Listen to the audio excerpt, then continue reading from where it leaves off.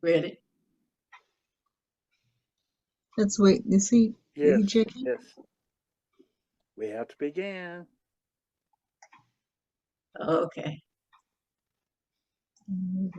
Hello, everyone, and welcome to this edition of Talk to Wait, Talk. miss.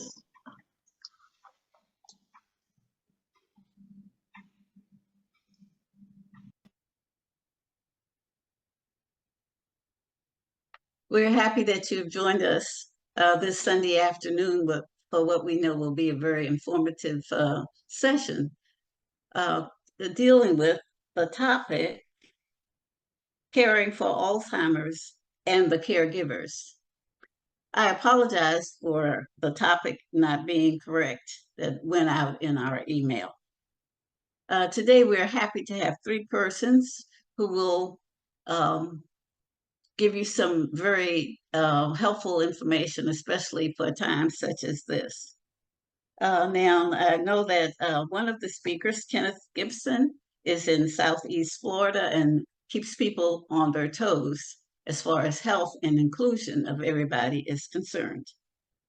One of our speakers, I know him from UBE, of course, because he was our 10th president a little before I was a member of UBE.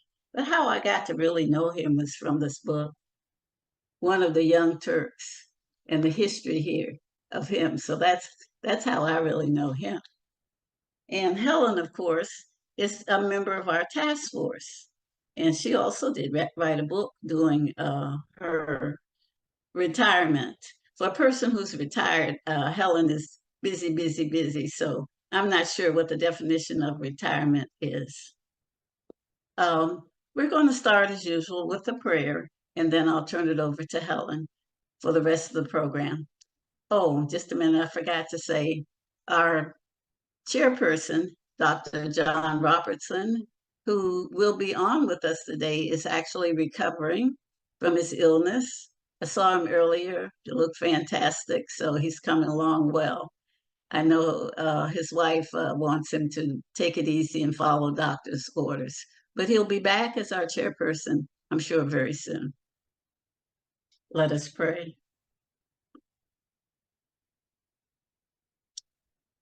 God of all creation, God of our ancestors, God who is known as the divine healer. God, we know you give gifts to all of us, and you give the gift of healing and the gift of knowledge and the gift of compassion and the gift of justice to all of us. We are grateful for everyone in the healthcare community who keep us healthy and help us to live to the best of our being in wellness. Be with us today as we explore ways we can help each other, how we can learn from each other, and how we can build a better future together. All this we ask in the name of your loves, your son. Amen. Amen. Hey, Helen, all Okay. yours. Good afternoon. As a member of the Mental Health Task Force, I am pleased to introduce you, our presenters, for this afternoon's Talk to Talk. Now, next month is Alzheimer's Awareness Month, but in our population and our folks, we need to be aware of this disease all year. So as our presenters, and our presenters would agree, and you would hear more of that, especially so our speaker, Mr. Gibson, who I will now introduce to you. Mr. Keith Gibson, who is the Director for Diversity, Equity, and Inclusion and Research Champion for the State of Florida Alzheimer's Association. As the Director for Diversity, Equity, and Inclusion, Mr. Gibson is responsible for overseeing all aspects of the diversity, equity, and inclusion for the Alzheimer's Association in the state of Florida. with a focus on achieving health equity and minimizing health disparity, meaning that all communities have a fair and just opportunity for early diagnosis and access to risk reduction and quality care. Mr. Gibson has done numerous presentations to increase awareness in these areas. Earlier this year, he was involved with getting out the movie on Alzheimer's, which is still going around through the country. I know he would be saying something about that too. I don't know where it is now, but wherever it is, if it's anywhere near you, you wouldn't want to miss this. The unforgettable. If it comes to your area, please check it out. Mr. Gibson has been employed at the Alzheimer's Association for the last 8 years and is working hard to get that information out. And here he is, Mr. Keith Gibson. Well, thank you, Dr. Helen, and thank you for having me this afternoon and speaking to you. It is truly my honor and privilege and pleasure to be here with you today to share information with you. As Dr. Helen was saying, next month it's caregivers. It's National Caregivers Month. Alzheimer's Awareness Month is in June. So you got it mixed up, but it's National Caregivers Month, which is the month of November. And it's a very significant month because caregivers are very important. So as part of my presentation today, I'm going to share some information particularly pertinent to that. So if I may, I'm going to share my screen and I'm going to go through a couple of slides and then we can have a conversation. To me, my work here in this space comes from a personal as well as a professional place. I was a caregiver for my brother who died at age 54 with Alzheimer's, actually vascular dementia. And to me, it's personal on that front, and it's also on a professional front because in my role as the state director for diversity and inclusion, it's about bringing awareness and to mobilize our disproportionately affected, underrepresented, and underserved and under-resourced communities to make sure that they are aware of all the resources that are readily available to them and making sure that they have open access.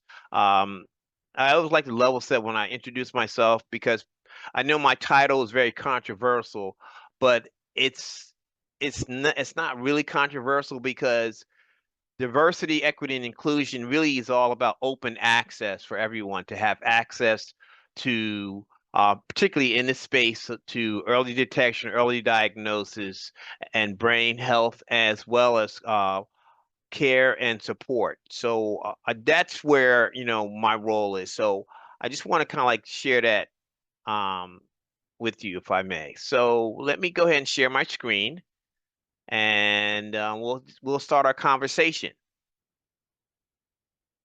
Okay, so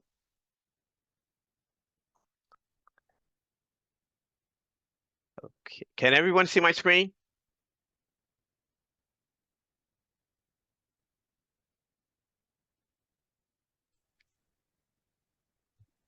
Yes, we can. Okay, thank you.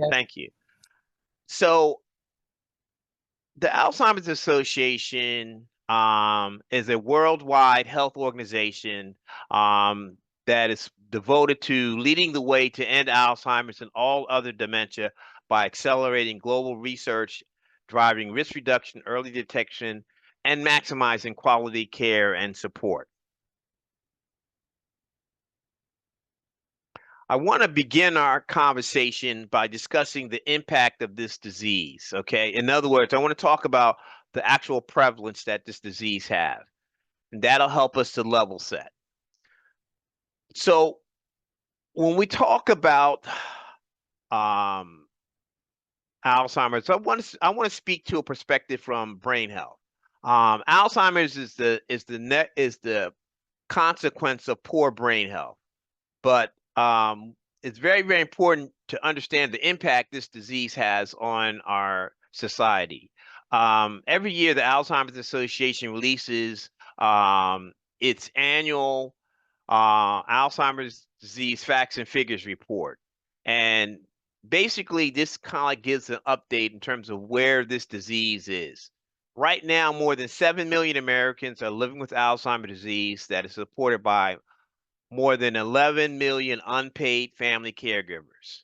Now, to bring that closer to home to Florida, there are more than 580,000 Floridians that are estimated to be living with Alzheimer's that's supported by more than 840,000 unpaid family caregivers.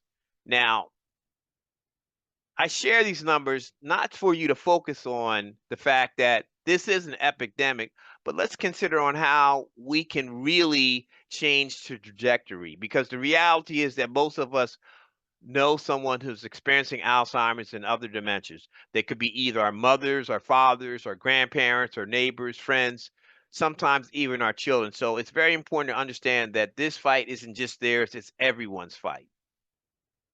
Now, it's important to note that some of us are at more risk than others. Women are at the center of this Alzheimer's epidemic. Almost two-thirds of Americans that are diagnosed with Alzheimer's are women, and 60% of our caregivers of individuals with Alzheimer's are also women. Black Americans are twice as likely, and Hispanic Americans are 1.5 times more likely than white non-Hispanic Americans to have Alzheimer's. Adults with Down syndrome are also at increased risk for Alzheimer's with a younger onset and faster progression. Now, I want to talk about caregivers because it's very, very important to level set. Caregivers are our heroes in every sense of the word. Caregivers wake up each day knowing that someone relies on them for vital care. They perform life affirming tasks with compassion and love under the weight of tremendous stress. Caregivers and families need education and support. And as one of our caregivers put it to me recently, it's hard to help a loved one who was confused when you yourself are confused about how best to help them. The role of our caregivers is very critical in our communities and is crucial. Now, as I shared with you earlier, in the earlier slide about the impact this disease has, it's an estimated 11.5 million caregivers provide 18.4 billion hours of unpaid care, and that's valued at $350 billion.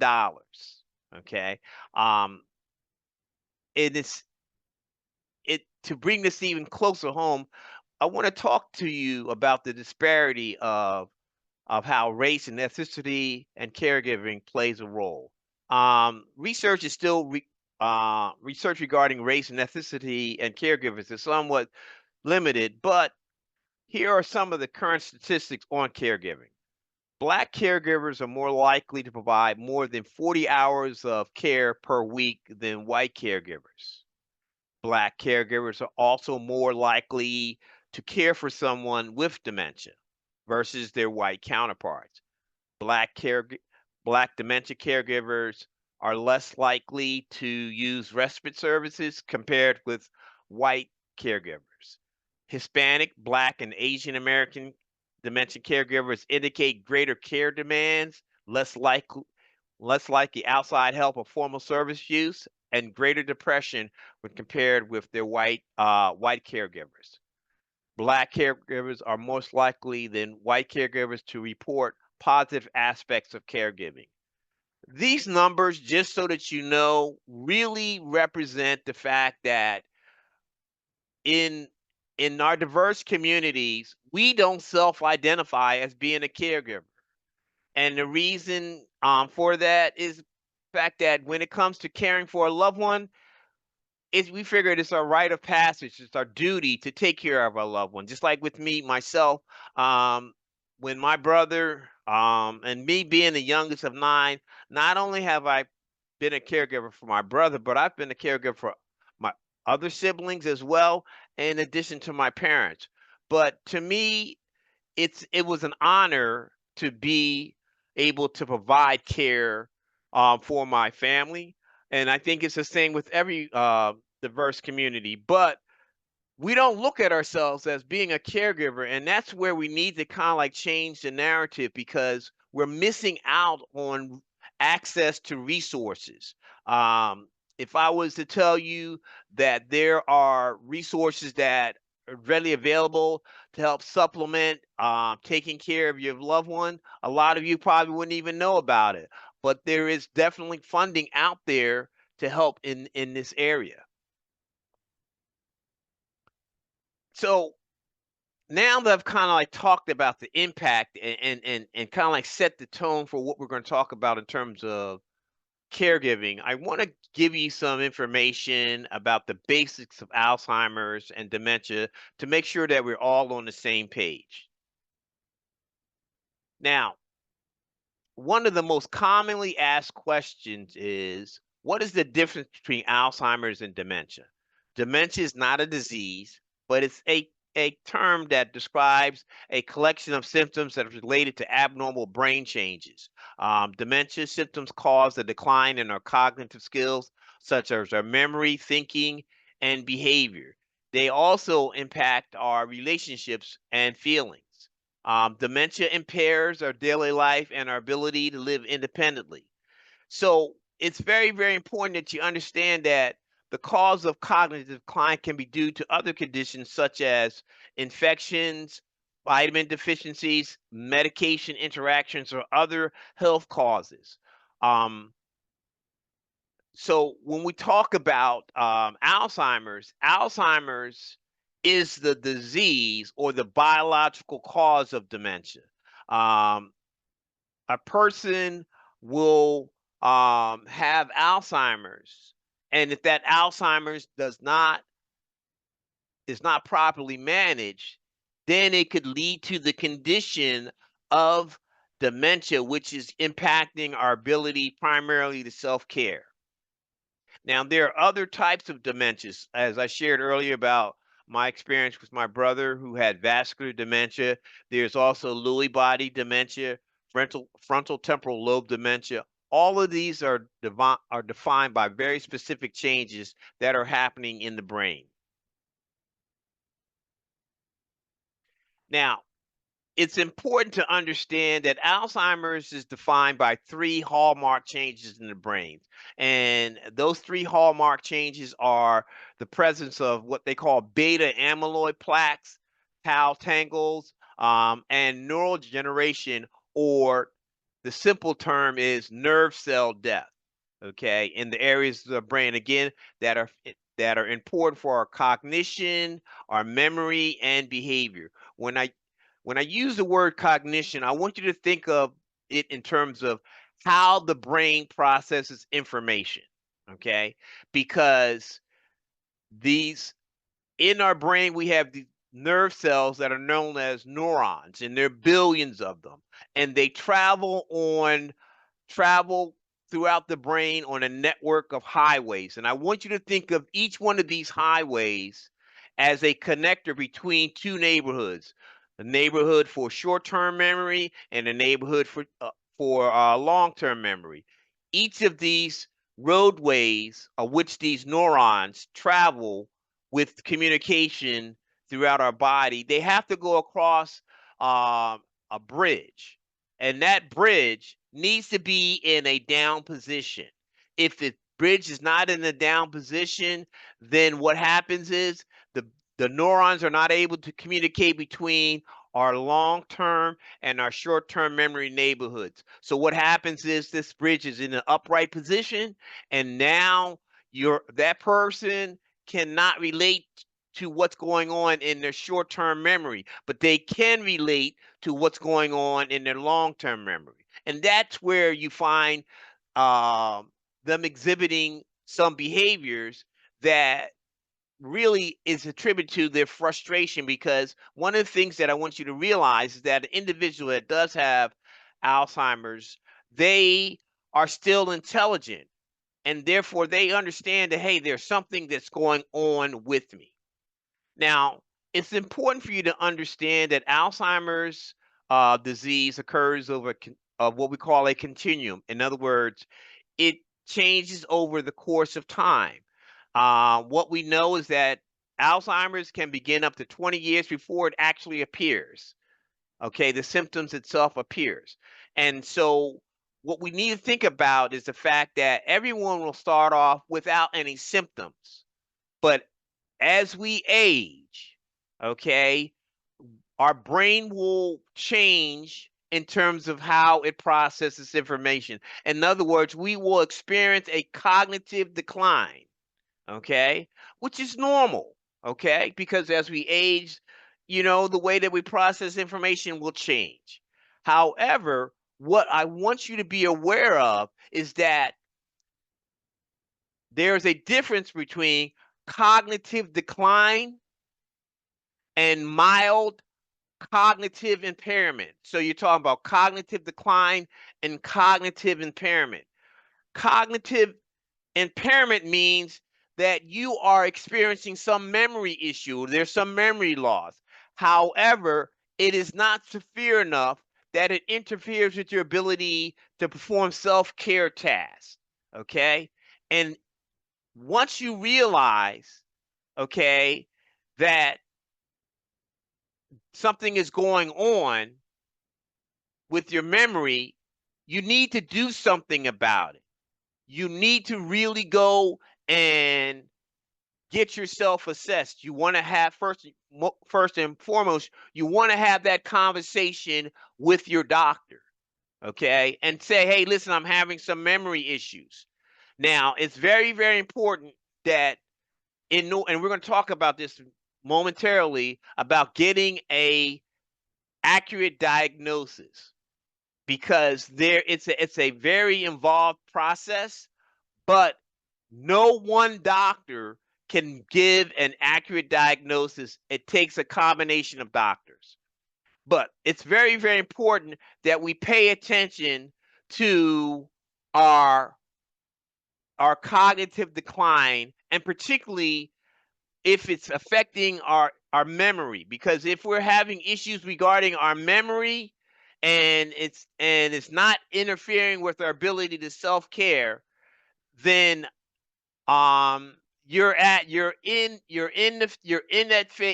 that area which is called the mild cognitive impairment. Again, mild cognitive impairment means that you're experiencing some memory issues, but they're not severe enough that it interferes with your ability to self-care. Now, however, if you do not address that mild cognitive impairment and manage it, it could lead to Alzheimer's, okay? And from this slide that I'm sharing with you, it's in our diverse communities that we have shown little or lack of familiarity with cognitive impairment, particularly mild cognitive impairment. And again, mild cognitive impairment is that pre-Alzheimer's phase, okay? So it's very, very important that we pay attention to what's going on, because at the end of the day, what we're talking about, and I can put this in very simple perspective, we're talking about time, having more time. Now, I want to real quickly talk about the 10 warning signs that you may want to be aware of and you need to pay attention to, because these could be indications that there is some mild cognitive impairment going on, and that now you need to go ahead and take the next steps in terms of getting a proper assessment and probably an accurate diagnosis. So there are 10 warning signs, okay? The Alzheimer's Association, which is a leader in this space when it comes to Alzheimer's, we developed this list of 10 warning signs to help people to understand the difference between normal aging and common signs of possible dementia. This list is not intended to be used. as a diagnostic, but just it's to identify the unusual changes in a person's memory, thinking, behavior. Okay, it is not, again, it's not a diagnostic tool, but it's something for you to, to be able to look at in terms of what may be going on, which may be reason for you now to get yourself checked out. Now, for, because I only have a little bit of time, I'm just going to just simply share what these 10 warning signs are. I'm not going to go into a deep dive into each one of them, but these are 10 warning signs that you need to be aware of that may be an indicator that there's something going on with your brain that you need to get checked out. So the first warning sign is memory loss, that it's such severe that it disrupts your daily life. The second one is that you are experiencing challenges in planning or solving problems. The third warning sign could be a difficulty completing familiar tasks. The fourth warning sign could be confusion with time or place. The fifth warning sign could be trouble understanding visual images and spatial relationships. Here we're talking about the tie to our six senses, between our sight, our hearing, and our smell. They play a role in terms of understanding what's going on cognitively with our brain. The sixth warning sign is that you're experiencing new problems with words and speaking or writing. The seventh warning sign is misplacing things and losing the ability to retrace your steps. The eighth warning sign is a decrease or poor judgment. And the ninth warning sign is the withdrawal from work or social activities, because it's not uncommon for an individual that experiencing something that they know something is going on. And because we live in a society that is not as gentle and as well as respectful, there will be this need to withdraw from your work or social activities. And then the last warning sign could be a change in the mood and personality. And again, I just want to just give you this list because this is a precursor that could be telling you or someone that you know that they may be experiencing some form of cognitive impairment. Okay. So I just wanted to share this with you real briefly. Now, let's talk about early detection and early diagnosis, okay? Because it's very, very important to understand that, okay, if you see something that's going on, it's like with those 10 warning signs, don't sit on it, don't dismiss it, be proactive about it.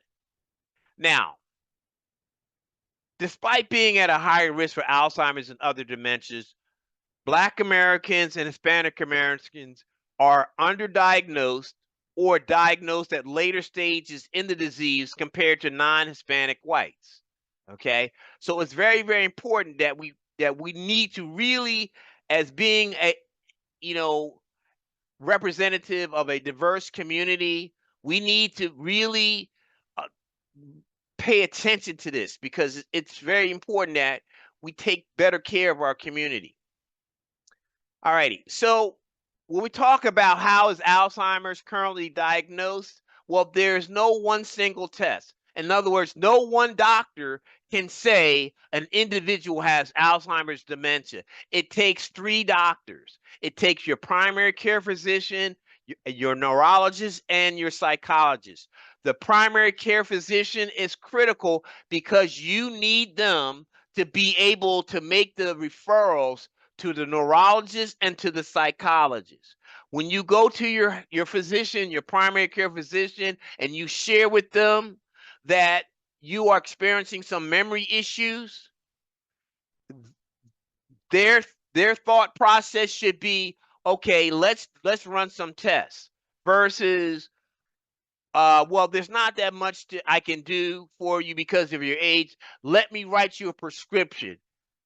That is not the right approach because they are writing you a prescription and they don't have all the accurate information and they can't get all the accurate information, not unless they consult with a neurologist and a psychologist. So it's very, very important that there is no single test that can be used to determine if an individual is living with Alzheimer's. It's going to be a combination of testing, okay? And when we're talking about testing, we're talking about incorporating what we call biomarkers, which are diagnostic tools that could give much information, much needed information to be able to make a correct diagnosis. So we have diagnostic tools or biomarkers that could be used for imaging, fluid analysis, combined with neurological exams, physical exams, cognitive tests,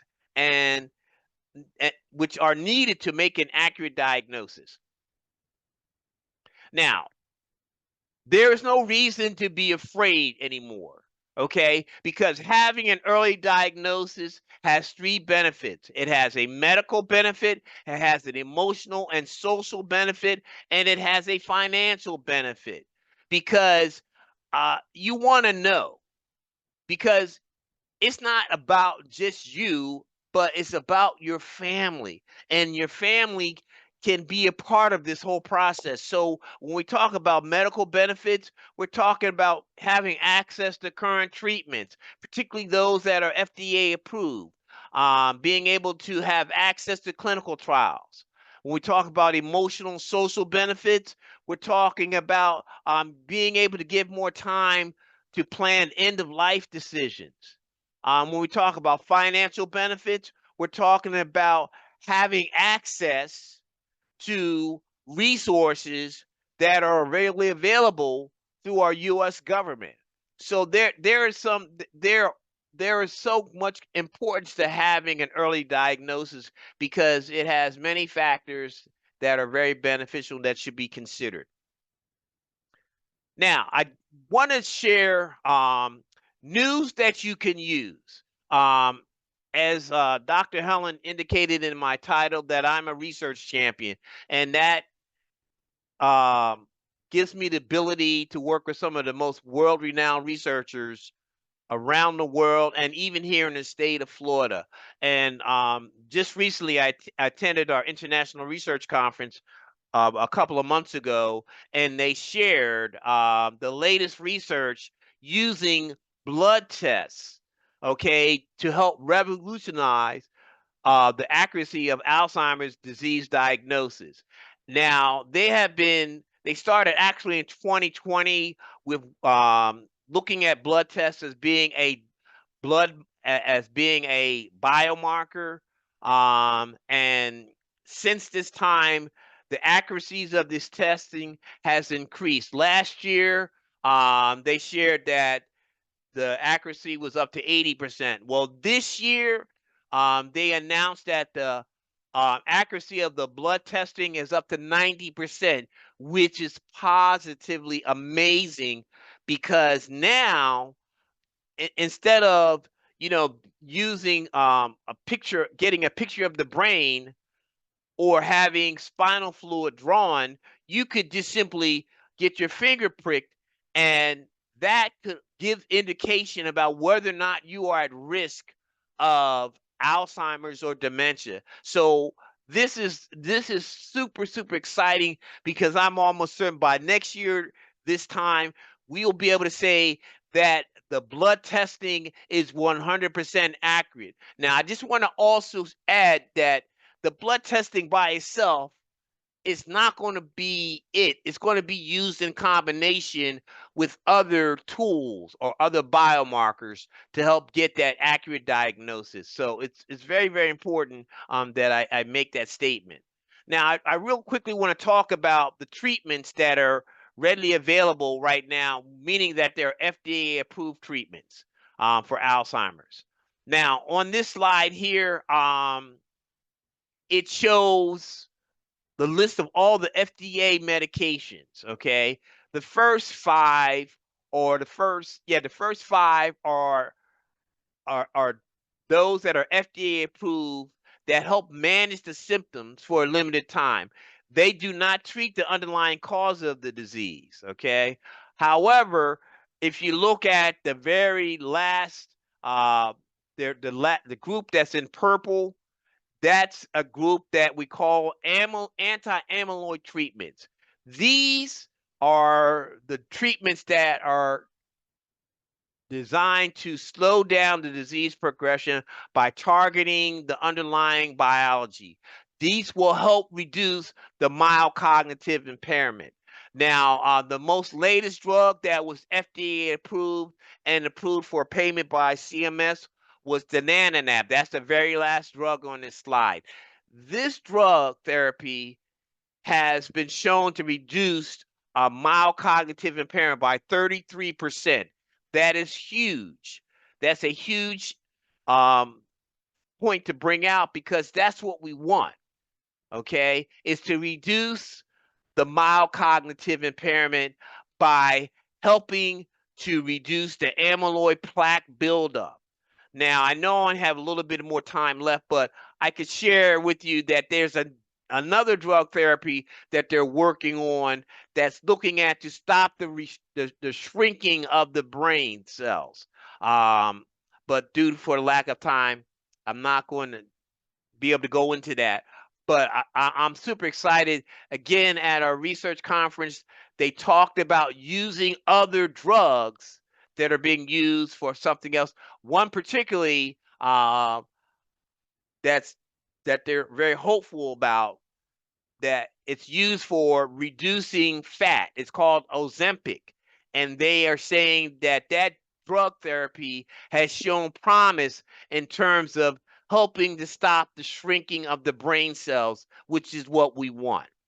So real quickly, I want to talk about uh, risk reduction, okay, and what we can do right now. Um, Alzheimer's disease is not a typical form of aging, and it has many causes and many risk factors. There are two types of risk factors: modifiable and non-modifiable. Non-modifiable risk factors are those that we cannot change. We are They are what they are, but the modifiable risk factors are the ones that we have the ability to change. Okay. When we talk about non modifiable risk factors, we're talking about age, genetics, race, ethnicity, sex, and gender. Those we have no control over, but they are risk factors that we need to really be looking at, okay? And so with that, it's important to understand that up to 40% of dementia cases can be prevented or even delayed by targeting what we call those modifiable risk factors. And I want to go back to the slide real quick because these are things that we can actually do right now to reduce um, that we can reduce our risk for dementia. Okay, when we talk about there are what we call aspects. Okay, we can talk about physical health and exercise, which is one; diet and nutrition, um, cognitive activity, socialization, getting sleep, reducing smoking, and mental wellness. All of these are what we call non-drug interventions or lifestyle interventions, which can be used to reduce the risk of dementia. Now, also at our research conference a couple of months ago, they gave an update on a clinical trial that the Alzheimer's Association has been involved in called the US Pointer Study. It was a 2-year study that recently concluded. And this study is a study that's looking at multi-domain lifestyle interventions in terms of their impact on reducing the risk for cognitive decline. Now, I just wanted to point out, and it's very, very important, the significance of this study is because nearly 30% of the individuals in this particular study came from historically underrepresented populations. That is huge. That is huge, because here's the thing. If we can reduce our risk of dementia and Alzheimer's by lifestyle interventions, that's going to be a great thing. Because here's the thing, we're super excited that the results are going to be released in the summer of 2020, and fingers crossed, if those results are so positive, then we can now share this data with the FDA and get approval, and now have CMS to pay for some of these lifestyle interventions. Could you imagine CMS paying for a gym membership? Could you imagine CMS giving you a a a stipend for uh, diet and nutrition? That's would be amazing. So we're super excited about that data that's going to be released in the summer of 2025. Now I want to switch gears to highlight more about what the Alzheimer's Association is doing, and ways that you can get involved. Okay, the Alzheimer's Association is the largest non nonprofit funder of Alzheimer's and dementia research. We have more than $430 million of grants in action, making possible more than 1,100 research projects in 56 different countries. Last year, the Alzheimer's Association, in conjunction with the National Institute of Health, funded $110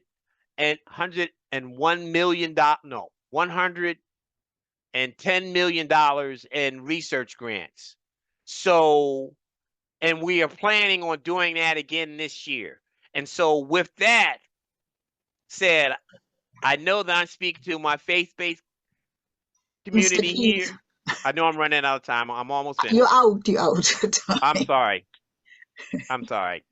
Okay. Okay. I'll stop. Getting ready to get into the good stuff. All righty. We have to Okay. bring you back to do that another time. 'Cause we Yeah, don't absolutely. have But time. again, just in closing, it's very, very important that you understand that there's an opportunity in our faith-based communities to really be a part of this Sorry about that. amazing work, because grants are there and they need us, and we can definitely be a partner with that. So with that, I know I ran over. I apologize, but it's kind of hard to kind of squeeze all that in a little bit of time. But I'll be back. I'll be more than happy to come back. Thank you, Mr. Gibson. Thank you very much.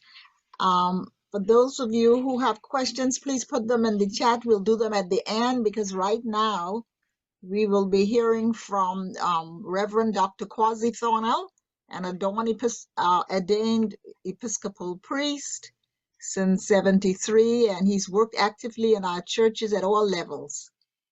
He has served churches in urban centers across the nation, and he was also a president of our UBE at some time.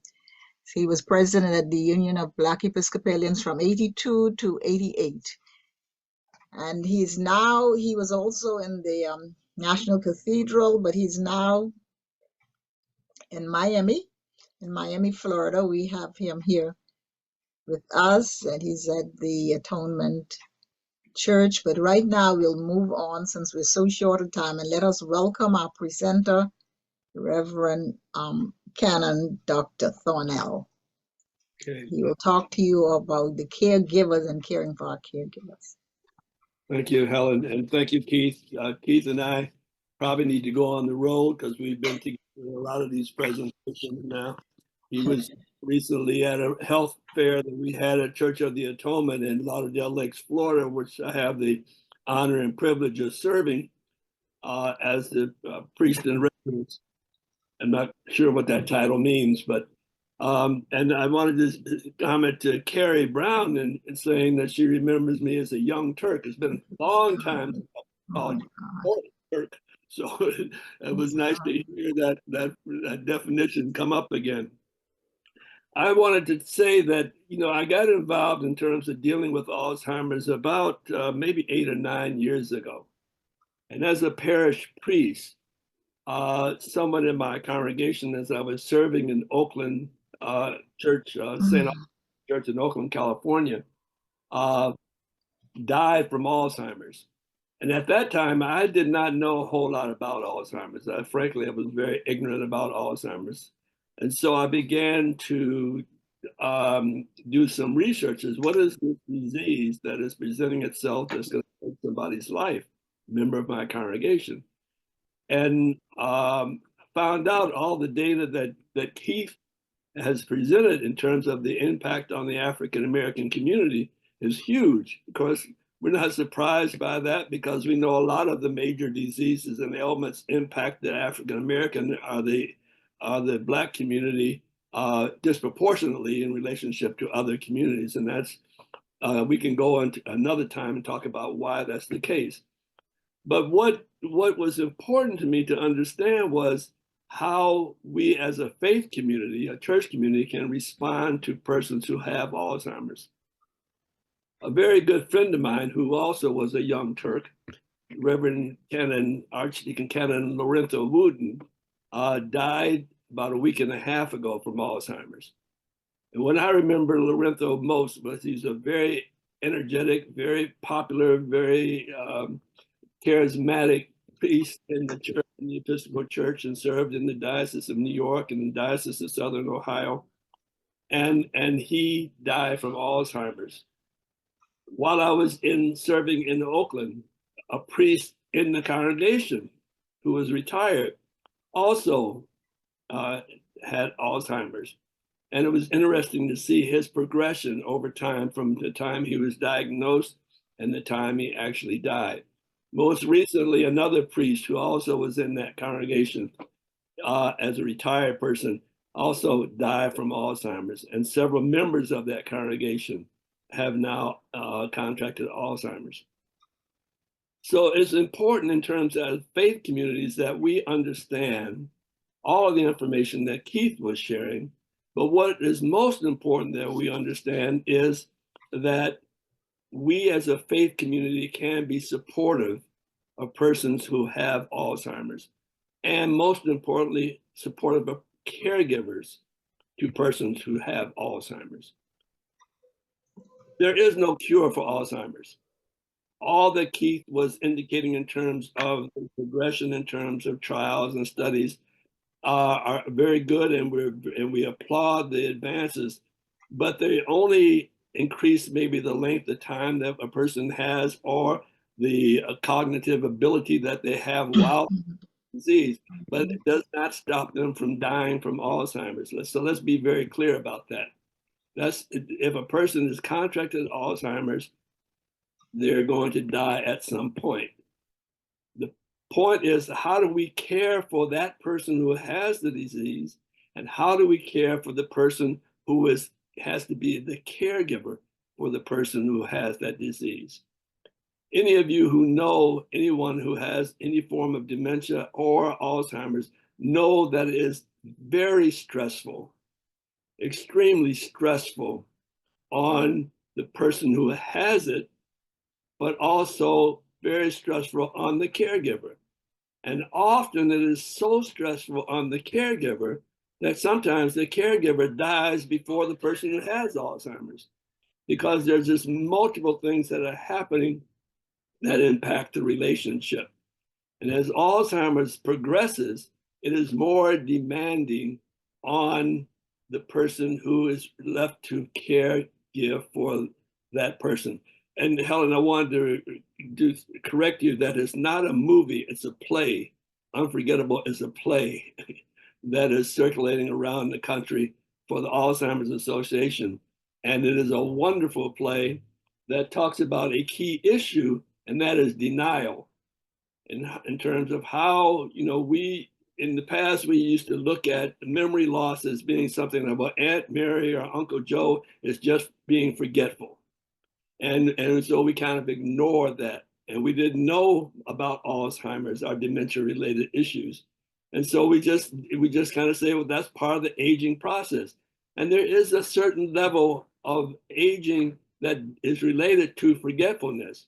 But when we talk about people wandering in the community, when we talk about people forgetting the names of people that they love who are in their family household, when we talk about people forgetting where they it's not where they put their glasses, but they start putting their phones in the refrigerator, or leaving the stove on, or many other issues like that. And we've had cases where people would be with a relative on the airplane, and the person who has Alzheimer's would try to open the door on the airplane. So there are critical issues that we're going to move way beyond just forgetfulness, but we begin to look at the issues around forgetfulness and how that progresses. So the key factor, one takeaway that I want all of you who are on this call today to remember, is that you do not have to go through this alone. You do not have to go through this alone. There are many resources, as Keith has lifted up, that are available to the caregiver to be helpful in terms of dealing with this progressive disease that their loved one has. You do not have to be alone. But secondly, it is important for the faith community to create a community of support for persons with dementia and Alzheimer's. And to begin that, creating that community of support is to educate yourself about Alzheimer's. So for example, our church in Oakland took about 40 or 50 people to see the play Unforgettable. I'm sorry, not Oakland, but in Miami, to see the play Unforgettable.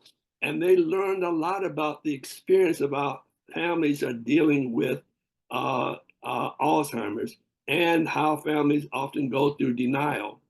The main character of that play was the mother who had Alzheimer's, and she just was not recognizing the Alzheimer's. And the other family members were trying to convince the older son that something was going on with the mother and he needs to deal with it. And he was in denial. That's a major element in terms of dealing with this disease, is denial that it really is a disease. And it is a disease that is a progressive disease. And there's no length of time, predictable time. Some people can get Alzheimer's or develop Alzheimer's and live a few years. Other people can get Alzheimer's and live up to 20 years with the disease. It is a progressive disease. And depending on other factors that people have that are physical factors in their bodies, it can often relate to how quickly the disease will progress. The sooner that family members or caregivers can help one come to the reality that they have dementia or related Alzheimer's, the sooner you can begin to deal with it in an intelligent way. Planning is extremely important. Getting the right diagnosis is the first step, as Keith pointed out, and that is going in and saying, if there's something going on, let's find out what's going on so we can get on top of it, because we're going to have to plan. We're going to have to plan as to how we create safe households where people can be safe in the household, because one of the factors about Alzheimer's is wandering as it develops, so that a loved one can begin to wander out of the house and into the neighborhood and not know where they are. I had a case of my daughter's father-in-law who had Alzheimer's, and he wandered in the community and sometimes went into other people's homes. Now, a black man going into a white person's home or another black person's home could likely get shot, very quickly, very easily. But that wandering factor is a reality. So again, looking at the home situation, what someone has to do to make the home safe. But educating both the caregiver is part of it, but educating the faith community about Alzheimer's is also part of it. That's why we had Keith come to Atonement, so we can, at our health fair, to educate people about Alzheimer's, educate people about the resources available for persons who have Alzheimer's, educate people who are caregivers about the resources that are available for caregivers. And there are many resources that are out there. But some things that need to take place in terms of supporting caregivers are helping caregivers have, because it is so stressful, the faith community can be very helpful in relieving the time that persons have to provide for those persons who have Alzheimer's. So creating a network perhaps of within the faith community of persons who can relieve the caregiver so that the caregiver can go have some self-care, maybe go to the spa, maybe to go get their nails done, maybe to go get their hair done, maybe to take in the movie, just maybe to go out and be not in a stressful situation for a while is a very important aspect in the faith community, recognizing that someone has Alzheimer's, and how can the faith community be understanding of that person that has Alzheimer's instead of being fearful of that. If there's a knowledge base within the faith community, then people can say, how can I be supportive of this family? How can I be supportive of the person who is struggling with this? How can I be supportive of the caregiver? Not saying we need to stay away because we don't understand what this disease is and how it is impacting the family. So those are a couple of ways that we need to deal with it. But also, I think it's very important that as persons who are caregivers, that in this process of caregiving, you create opportunities for self-care too. That is, first, not being in denial that this is real and that this is going to be with you for a while. And recognizing that the person who has Alzheimer's does not know at the later stages what is happening to them. They lose control over that ability to say, oh, I know what's going on. I know why I'm acting this way. I know why I'm wandering. I know why I don't recognize my wife or my loved ones. They don't know that anymore. And so that's really hard for someone to accept, that my husband, who I've been with for 30, 40 years, suddenly does not recognize me. You can imagine what the impact is on that person that has to receive that awareness and that knowledge. So how can we be supportive of that person? Is that person, and this is where the Alzheimer's Association comes in a very powerful way, and why I've been very privileged to work with the Alzheimer's Association. They have a 24-hour hotline that you can call 24 hours every day of the week and get information. And I hope somebody can put that number up, and I'm sure Keith has it or somebody there has it, that you can call and get information. And some of the information that you can call to get is, where are facilities that are maybe daycare for persons with Alzheimer's? The husband or wife needs a break. Can I take my husband or wife to this daycare where they can be in a safe environment while I go out and I take care of the business that I have to take care of? They can tell you where to go for financial counseling. At some point in the progression of Alzheimer's, the person will no longer be able to care for the person because their health issues, their mental issues, and sometimes they need to be put into a residential center. That can be very expensive. If you don't have long-term care insurance, then that can be a very significant expense. So the financial impact by itself is great on caregivers, because if that caregiver, first you lose the financial resources of the person who has Alzheimer's, then the caregiver has to spend more time caring for the person. If they are working, they have to cut back their hours of work, which means they lose some of those financial resources. If you have to pay for someone to come into your residence to be a caregiver, that's a great expense. If eventually you have to put them into a center, that also will be a great expense, $6,000 or more sometimes. So all of that is very stressful, but the Alzheimer's Association is a very, very good resource to contact to find out information. I've had families that I work with in Oakland who had a parent in North Carolina, and they didn't know where to go to find a residential center for them. Calling the Alzheimer's Association, they were able to identify good residential centers where that person could put their mother in. And so that is extremely helpful.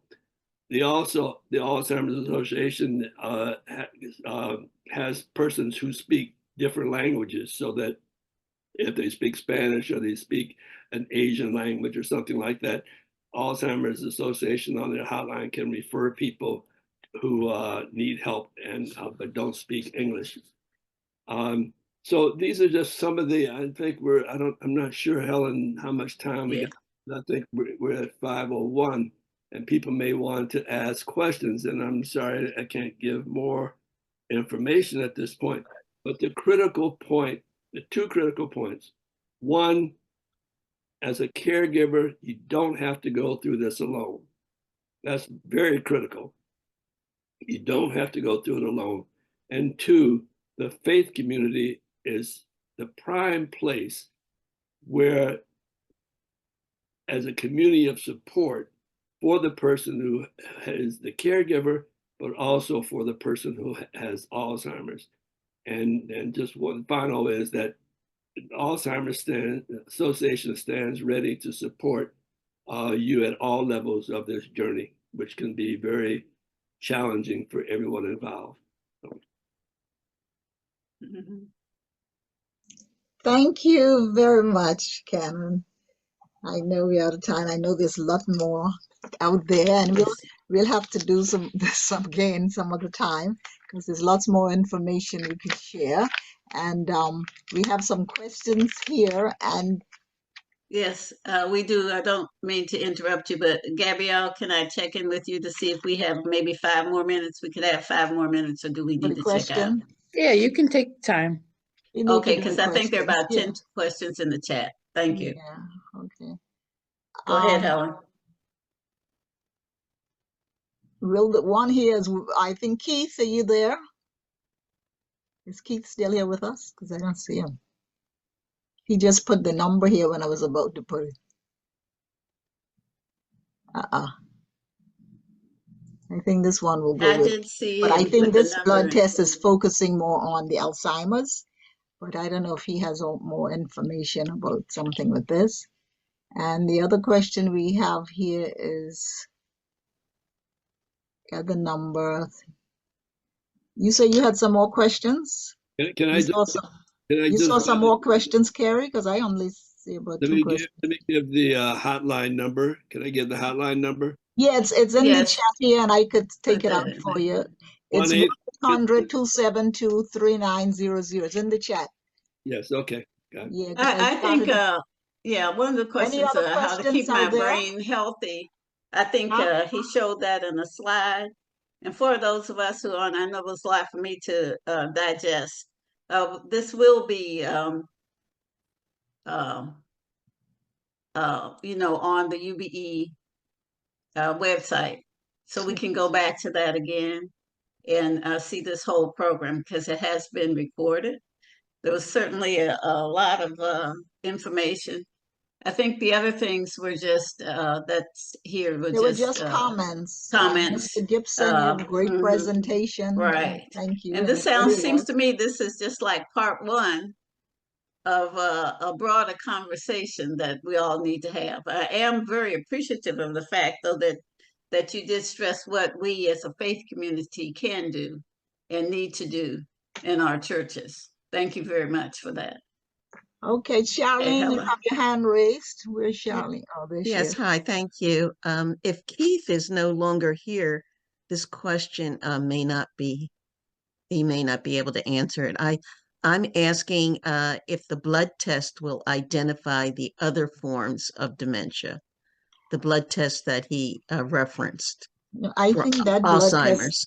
that blood test is really part of the for the Alzheimer's, that one, but I don't know if he had some more information that he might be able to share there. But that Mm. blood test is just for the Alzheimer's. Okay. Because my mother had another form of dementia. I'm just wondering, and I know of other people who don't have Alzheimer's. They have other forms, maybe the Lewy body. Yeah, he Um, mentioned those. Yeah, he yeah. did mention those. And all of those forms of dementia don't lead to death, and there's some of them have a more Yes. progressive programs that are leading to working with those other forms of dementia. But it's the Alzheimer's that right now that does lead to death eventually, that we don't have a cure for. I think one of the things that we're talking about is that it's very important that people of color participate in these trials. These Yes. are looking at doing research, because the research programs that they're having will benefit persons in finding a cure for Alzheimer's.